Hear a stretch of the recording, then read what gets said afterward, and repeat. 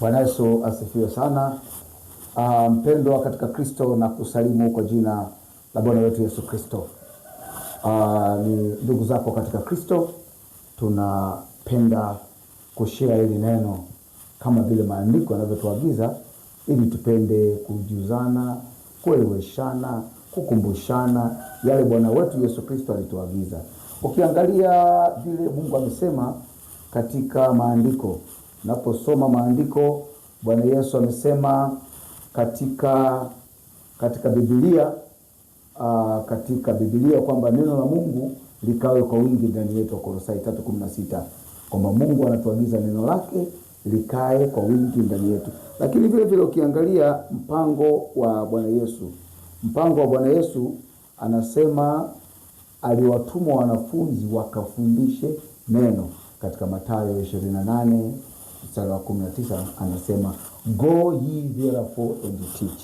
Kama kuna kitu cha muhimu sana ni kujifunza kuhusu maandiko. Nitasoma Warumi, kitabu cha Warumi, Romans chapter 15, Warumi 15 mstari wa 4. Anasema kwa kuwa yote yaliyotangulia kuandikwa yaliandikwa ili kutufundisha sisi.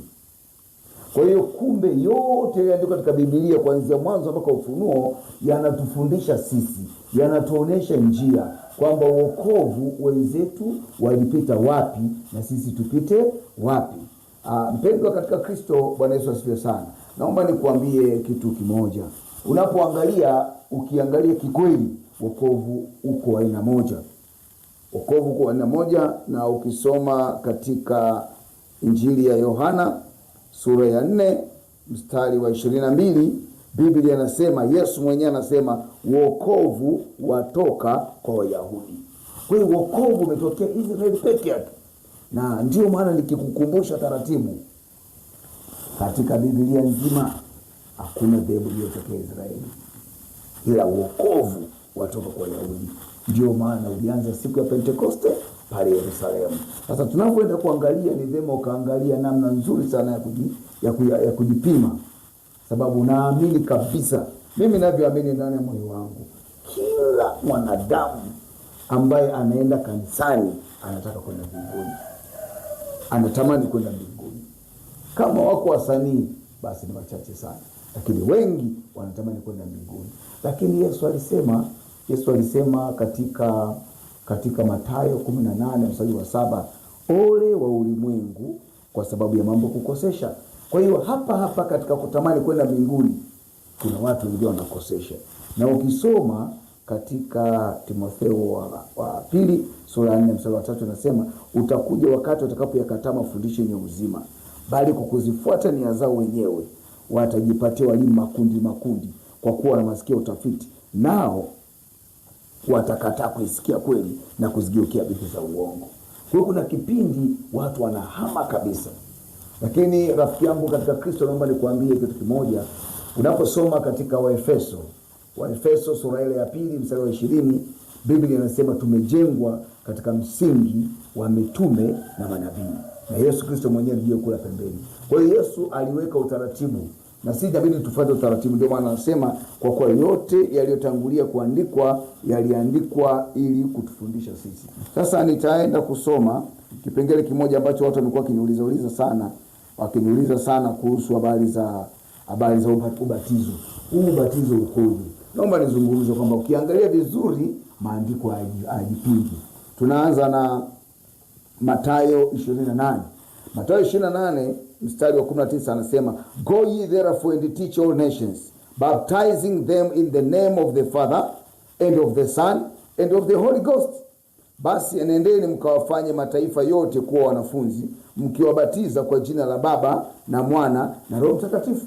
Sasa unapoagizwa, siku zote tunafahamu agizo ubadilika katika utendaji. Ukimwambia nenda kamwite baba yako aje tule chakula, mtoto hawezi kwenda kwa baba akamwambia nenda kamwite baba yako aje tule chakula. Hapana, ataenda kumwambia baba, unaitwa na mama tukale chakula. Kwa hiyo agizo lolote ubadilika katika utendaji au katika matumizi ya lile agizo, na ndivyo ilivyokuwa. Lakini pia nataka nikukumbushe kitu kimoja. Huyu Mungu aliyoagiza katika mstari wa 20 anasema teaching them to observe all things whatsoever I have commanded you, kwamba wanafunzi walitumwa kuwaambia watu, kuwafundisha watu kuyashika yote walioagizwa. Kwa hiyo haya yanaonekana kwenye Biblia ni yale ambayo Bwana Yesu mwenyewe aliwaagiza mitume. Anasema lo, I'm with you always, even unto the end of the world. Kwa hiyo Bwana Yesu aliahidi kuwa na wanafunzi wake kuanzia wale mitume 12. Maana tunaona mtume baada ya Yuda kujinyonga akaingia Paulo pale. Kwa hiyo mitume wale 12 walidumu na Yesu akiwa katika roho. Yesu alikuwa nao katika roho na alikuwa anaona kila move. Kama wangelikosea angeliwakataza. Nataka nikuambie kitu kimoja.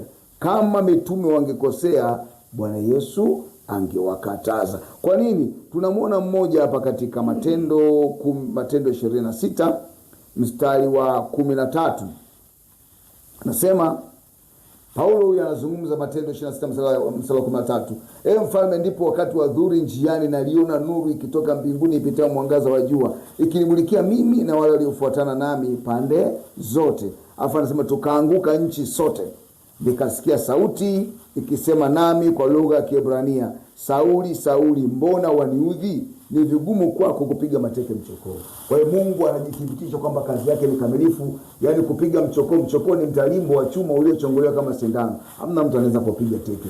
Anafananisha hiyo na wokovu wake wa kibibilia, kwamba wokovu wa kibibilia hauwezi ukafutika. Ndio maana hata mimi nauhubiri leo hapa au naufundisha muda huu, kwa sababu maandiko haya ilisema mbingu na nchi zitapita, neno lake haliwezi kupita. Kwa hiyo kama Yesu alikuwa pamoja nao, anawaambia tazama nitakuwa pamoja nanyi hata ukamilifu wa dahari, hata mwisho wa dunia, to the end of the world. Anasema watu mitume wafundishe, lakini anasema yeye, tazama mimi nipo pamoja nanyi siku zote. Kwa hiyo siku zote wanafunzi wa Yesu walikuwa wanafanya, Yesu alikuwepo pamoja nao. Sasa nataka nikukumbushe kitu kimoja. Ukisoma katika Mathayo 13 mstari wa 10, anasema and the disciples came and he said unto him, yani wanafunzi walimwendea Yesu wakamuuliza, why speaks thou unto them in parables? Kwa nini unaongea na wanafunzi kwa nini unaongea na watu kwa mafumbo? Unaona? Kwa nini unaongea na watu kwa mafumbo? Anasema akajibu akawaambia, ninyi mmejaliwa kuzijua siri za ufalme wa mbinguni, bali hawa wao hawakujaliwa. Kwa hiyo ukiangalia wanafunzi wa Yesu wale 12 walipewa kibali, walipewa ufunuo wa kujua siri za Mungu. Ndio maana walikuwa makini na kila walichoambiwa na Yesu. Anawaambia ninyi walijua, mbona anaongea kwa mafumbo, anawaficha kitu ambacho wao wanakifahamu. Akamwambia ninyi mmejaliwa kujua siri za ufalme wa mbinguni, hao wengine hawajajaliwa. Kwa hiyo cha kwanza kufahamu kuna siri. Lakini pia naomba nikwambie pia, ukisoma katika mstari wa 34 wa Mathayo 13, anasema haya yote Yesu aliwaambia makutano kwa mafumbo, wala pasipo mafumbo hakuwaambia neno. Kwa hiyo Yesu alikuwa anaongea kwa mafumbo, in parables. Kwa hiyo tunagundua hata Mathayo 28:19 ile ni fumbo. Ndio maana waliotumwa hawajalitumia. Waliotumwa wamefanya kitu tofauti. Bwana Yesu asifiwe sana. Waliotumwa kwenda kuhubiri, Yesu anawaambia mkabatize kwa jina la Baba na Mwana na Roho Mtakatifu. Je, walikuwa wageni wa ubatizo? Hapana. Ukisoma katika Injili ya Yohana sura ya 3 mstari wa 22 inasema, baada ya hayo Yesu na wanafunzi wake walikwenda mpaka nchi ya Uyahudi, akashinda huko pamoja nao akabatiza. Kwa hiyo Yesu alikuwa anasimamia wanafunzi wake wabatize kama anavyotaka. Akashinda huko na wanafunzi wake akabatiza. Kwa hiyo Yohana Mbatizaji alikuwa anabatiza, lakini Yesu naye alikuwa anabatiza.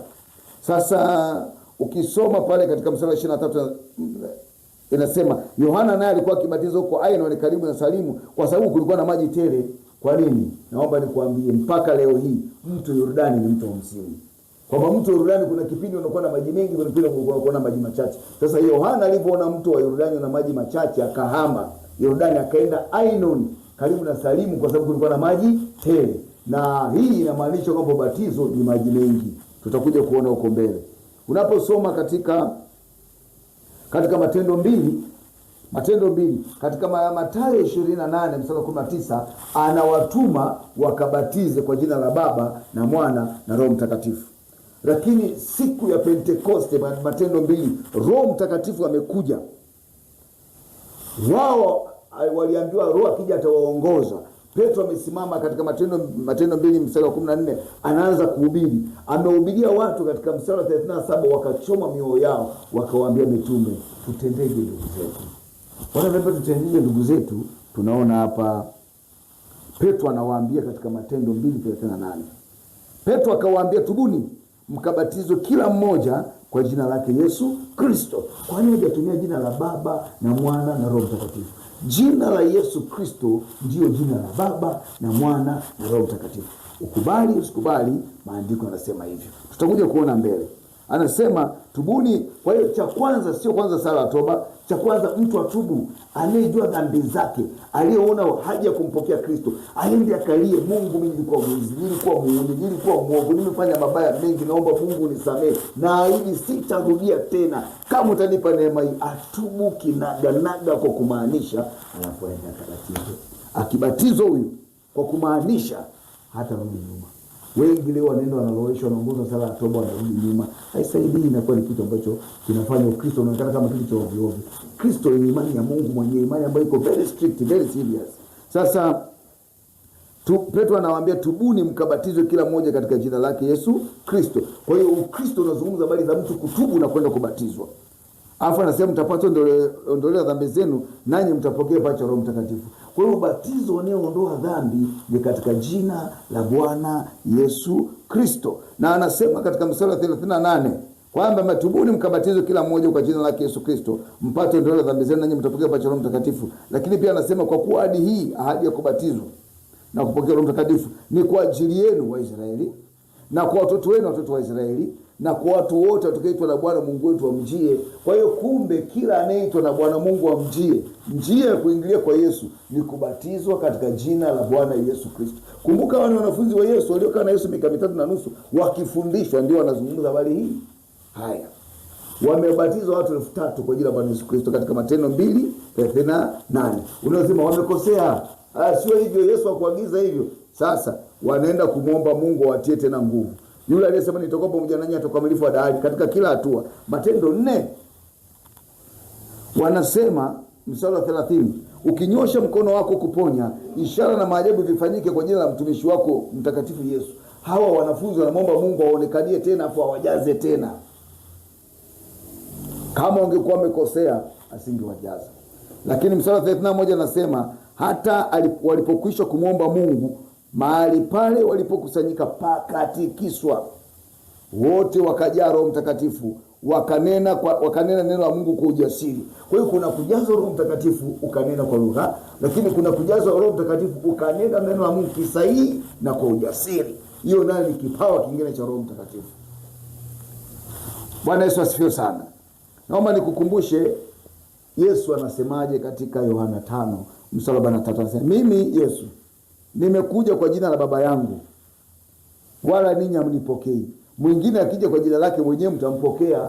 Ndio maana leo kuna Mungu fulani, Mungu fulani, Mungu fulani, lakini Yesu amekuja kwa jina la Baba yake, ambaye huyu mwana wa Mungu alikuja kwa jina la Baba yake. Jina gani? Yesu.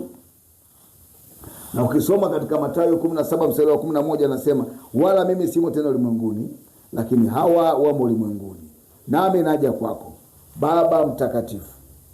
Yesu anasema Baba mtakatifu, kwa jina lako ulilonipa uwalinde hawa. Kwa hiyo kumbe mwana alipewa jina lile lile la Baba. Ndio maana mwana anasema, wewe Baba, kwa jina lako ulilonipa. Maana yake jina linaloitwa mwana lile ni la Baba. Kwa hiyo Baba na mwana wana jina moja rafiki. Anasema ili tuwe mmoja, that they may be one as we are, ili wawe mmoja kama sisi tulivyo. One maana yake ni mmoja. Waebrania sura ya 1 mstari wa 4 anasema, being made so much better than the angels as the inheritance obtained a more excellence than they, amefanyika bora kuliko malaika kwa kadiri ya jina lililorithi lilivyo tukufu kuliko lao. Kwa kumbe Yesu alirithi jina la Baba. Yesu huyu alirithi jina la Baba. Lakini Waebrania 1:2 inasema Yesu alirithi kila kitu cha Mungu. Kwa hiyo mpaka yeye mwenyewe anaitwa Mungu kwa sababu alirithi yote ya Mungu. Ukisoma katika Waefeso 4 mstari wa 5 na wa 6, mstari wa 5 unasema Bwana mmoja, imani moja. Duniani imani iliyoacha Yesu Kristo ni moja. Unaona kwa nini kuna madhehebu mengi? Watu katika kutafuta ukweli, walipomwona huyo amekosea wakajimega, amekosea wakajimega. Lakini sisi wote tunataka tudumu katika msingi sahihi. Upi? Biblia. Bwana mmoja, imani moja, ubatizo moja. Ubatizo ni mmoja unaotambulika katika Biblia. Upi? Waefeso 2:20. Tumejengwa katika msingi wa mitume na manabii. Kwa hiyo sisi tukitaka kujua ukweli wetu, tunafuata kile kilichofuata mitume na manabii. Na ndio maana anasema katika wa Galatia 1:6, na staajabu kwa kuwa mnamwacha upesi hivi yale yote katika neema Kristo na kugeukia injili ya namna nyingine. Lakini anasema wala si nyingine, bali wapo watu watabishana kutaka kugeuza injili ya Kristo. Lakini ijapokuwa sisi mitume, anasema ijapokuwa wao au malaika wa mbinguni atawahubiri ninyi injili yoyote isipokuwa hii tuliyohubiri, na laaniwe. Kwa hiyo kuhubiri injili kinyume na mitume, rafiki yangu, na laana. Sasa wala usije ukaweka ubishi, utapotea. Mimi nazungumza sikuvuti kwangu, ila nazungumza ile maandiko yanayosema ili wewe na mimi tufuate neno tupone. Sababu mimi natamani sana wewe uende mbinguni, naamini na wewe unatamani mimi niende mbinguni. Sasa sisi kinachoweza kutunganisha ni maandiko. Nataka nisome historia kidogo, nitaenda kwenye historia kwa haraka na uweze kupata brief ya historia ya ubatizo. Nitawasoma watu. Kuna mmoja anaitwa Church Leader. Hizi nimezitoa kutoka katika encyclopedia. Encyclopedia zipo kwenye mitandao, utaangalia, na ndio nasoma watu mbalimbali ambao unaweza kuwafuatilia. Sasa kuna mtu anaitwa Stuza. Huyu ni Mgiriki asilia. Sababu neno ubatizo limetokana na neno baptizo. Neno baptizo ni neno la Kigiriki. Lilikuwa linamaanisha kuzama matopeni au kuzama kwa meli. Kwa hiyo mtu akizama anasema amefanya tendo la baptizo la kuzama. Kwa hiyo anasema hivi huyu Stuza, a native Greek, the verb baptize has only one meaning. It signifies to plan. Baptism and immersion are identical. Kwa hiyo ubatizo na kuzamisha vina maana hii moja. Hapo anasema to say baptism by sprinkling would be say immersion by sprinkling. Huyu sasa Stuza anasema kusema kubatiza kwa kunyunyizia maana yake ni kuzamisha kwa kunyunyizia. Inawezekana? Kwa hiyo neno lenyewe linakataana na vitendo ambavyo wengi wanavifanya. Mimi kwangu ungeniuliza, wewe unawachukuaje? Mimi naamini watu wanafanya bila kujua. Kuna kukosea bila kujua. Kile unavyojua ukweli, inabidi urudi katika ukweli.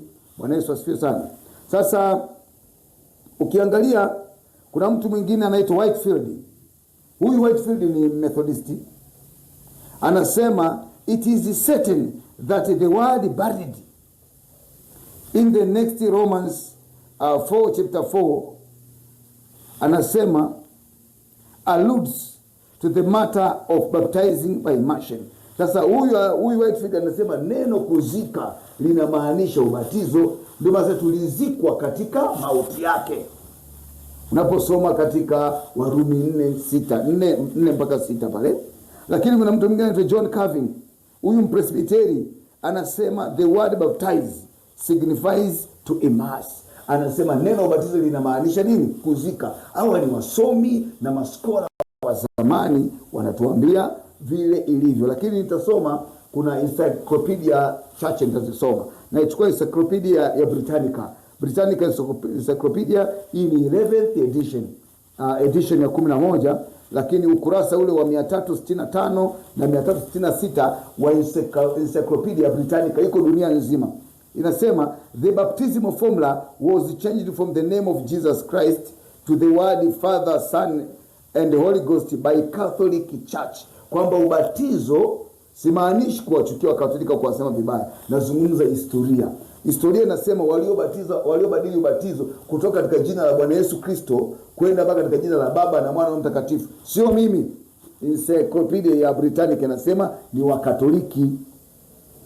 Anasema in the second century, katika karne ya pili, kuanzia mwaka 325 ndio walianza kubadili ya mambo. Na ukisoma encyclopedia nyingine inaitwa New International Encyclopedia ambayo ni volume 22 page ya 477, inasema the term Trinity, neno utatu, was originated by Tertullian, a Roman Catholic father. Huyu alikuwa ni padre wa Kikatoliki, ndio alianzisha utatu. Kwa hiyo kihalisi utatu kwenye Biblia hakuna, wala ili neno utatu ulipati, wala nafsi tatu upati. Lakini jambo nyingine, huwezi kukuta katika Biblia mahali popote ambapo Roho Mtakatifu ametambulika kama nafsi. Roho Mtakatifu sio nafsi. Mungu amejitambulisha yeye katika nafsi yake moja tu. Sasa Trinity ilianzishwa na mtu anaitwa Tertullian. Huyu ni father wa Kikatoliki, ndio alianzisha hicho kitu. Hii inaitwa nini? New International Encyclopedia. Sio mimi.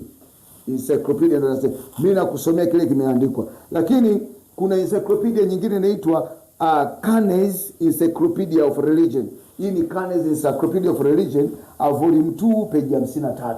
Hii page 53 ya volume 2 ya Canes Encyclopedia inasema the early church always baptized in the name of the Lord Jesus until development of Trinity doctrine in the 2nd century. Kwa hiyo nasema ubatizo katika jina la Bwana Yesu Kristo ulifanywa na wanafunzi wote wa Yesu kipindi kile mpaka walipoliingiza fundisho la utatu katika karne ya ngapi? Ya pili. Na ukisoma kuna mtu encyclopedia nyingine inaitwa Hastings Encyclopedia. Sasa ukisoma katika volume 2 ya hii Hastings Encyclopedia page ya 377 inasema name was an ancient synonyms for a person. Kwa hiyo jina lilikuwa linawakilisha nini? Mtu. Anasema payment was always made in the name of some person. Anasema hata malipo yalikuwa yanafanywa nini? Kwa jina. Na anasema referring to ownership. Jina linawakilisha umiliki. Kwa hiyo ukibatizwa katika jina la Bwana Yesu Kristo, wewe unakuwa ni mali ya Bwana Yesu Kristo. Shetani hana haki kwako. Lakini ukibatizwa kwa jina la Baba na Mwana na Roho Mtakatifu, hamna jina hapo, kwa sababu mimi ni baba, baba sio jina langu. Mimi ni mwana kwa baba yangu, lakini mwana mimi sio jina langu. Lakini mimi ni roho anayekaa ndani ya huu mwili, lakini roho mimi sio jina langu. Hivi ni vyeo au ofisi ambazo Mungu alizitumia kufanya kazi. Sasa unapotambulika kwamba Baba, Mwana, Roho Mtakatifu ni jina, basi ilikuwa matatu. Angesema majina, anaposema jina anamaanisha jina linawakilisha umiliki. Ndio maana ni jina la Bwana Yesu Kristo. Anasema hii Hastings Encyclopedia ukurasa wa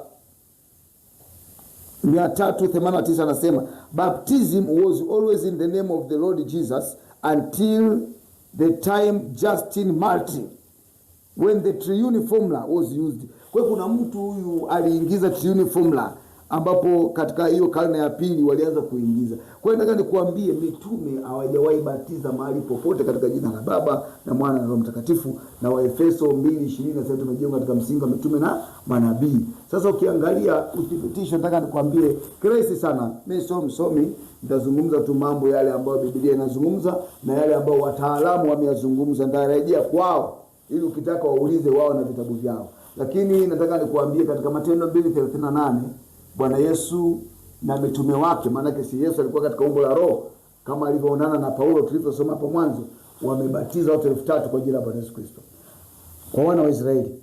Lakini ukienda Samaria ni nusu Wayahudi nusu mataifa. Katika Matendo 8 tunaona pale Filipo anawabatiza kwa jina la Bwana Yesu Kristo, Matendo 8 mstari wa 14 mpaka 16. Lakini ukienda pia kwa Kornelio, malaika ameshuka anawaambia muiteni Kornelio, alimuiteni Petro. Katika ile Kornelio 10 kuanzia mstari wa Matendo 10 kuanzia mstari wa 3 anasema sala zako na sadaka zako zimekubalika na kwa ukumbusho mbele za Mungu. Peleka watu Yafa wamuite mtu aitwaye nani? Petro, atakwambia kupaswa kufanya. Petro amekuja katika Matendo 10:48 anawabatiza watu kwa Kornelio wote kwa jina la Bwana Yesu Kristo. Sasa unagundua kumbe ubatizo Petro ametumia jina la Bwana Yesu Kristo, Filipo ametumia jina la Bwana Yesu Kristo. Sasa Petro anawabatiza na mataifa kwa jina la Bwana Yesu Kristo. Lakini ukiangalia katika Matendo 19, huyu ni Paulo sasa ambaye alikuja kuamini baadaye. Mitume walianza, Paulo amekuja kuamini baadaye. Paulo anakuja kuwabatiza watu katika Matendo 19 hapa. Hebu tuangalie Matendo 19. Inasema hivi. Matendo 19 anasema ikawa. Matendo 19. Kwanza kuna mtu ukiangalia katika Matendo 18, Apolo anahubiri vizuri akawa juu ubatizo. Priscilla na Akila wakamchukua wakampeleka kuanzia Matendo 18:24 wakampeleka kwa Paulo, akaelekezwa ubatizo sahihi, akabatizwa kwa jina la Yesu Kristo. Lakini hapa pana watu wamebatizwa kama pengine wewe au mtu mwingine. Ikawa Paulo alipokuwa Korinto, Paulo akisha kupita kati ya nchi za juu akafika Efeso, akakutana na wanafunzi kadhaa wa kadha. Akauliza, je, mlipokea Roho Mtakatifu mlipoamini? Wakamjibu, la, hata kusikia kwamba kuna Roho Mtakatifu hatukusikia. Akauliza, basi mlibatizwa kwa ubatizo wa nani? Wakasema kwa ubatizo wa Yohana. Paulo akasema Yohana alibatiza, alisema samani. Akauliza, basi mlibatizwa kwa ubatizo gani? Wakasema kwa ubatizo wa Yohana. Paulo akasema Yohana alibatiza kwa ubatizo wa toba, akiwaambia watu waamini atakayekuja nyuma yake ni Yesu. Waliposikia haya wakabatizwa kwa jina la Bwana Yesu. Tunaona watu wanarudia ubatizo. Unajua kuna makanisa wanasema ukirudia ubatizo umekufuru. Hii hapa Matendo 19 watu wanarudia ubatizo. Kwa hiyo kama umebatizwa ukiwa mdogo, hujabatizwa, kwa sababu naomba nikwambie rafiki yangu wa thamani katika Kristo Yesu, atukomoani wala atuchukizani. Tunazungumza vile maandiko anasema. Ukiangalia anasema katika Marko 10:13, wakamletea watoto wadogo ili waguze, wanafunzi wake wakakemea. Yesu alipoona alichukizwa akaambia, acheni watoto wadogo waje kwangu, msiwazuie, kwa maana watoto kama hao ufalme wa Mungu ni wao. Akawakumbatia, akaweka mikono yake juu yao, akawabariki.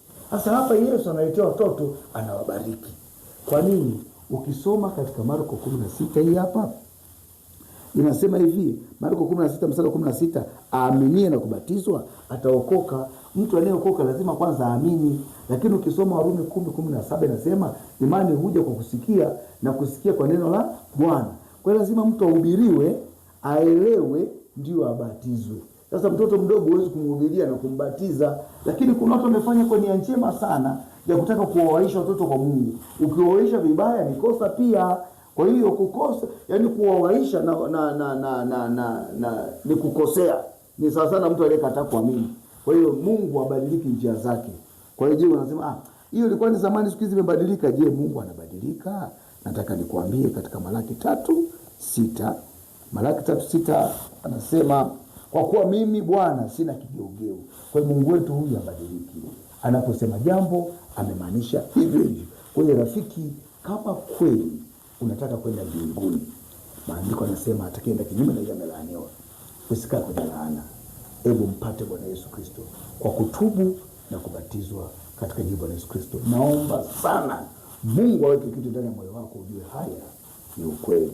Kwa sababu katika Warumi 3:4 anasema maneno ya kila mtu ya uongo, na Mungu pekee yake ni ukweli. Ndio maana sijaongeza wala sijapunguza, nimezungumza maandiko yanayosema. Mungu akubariki sana.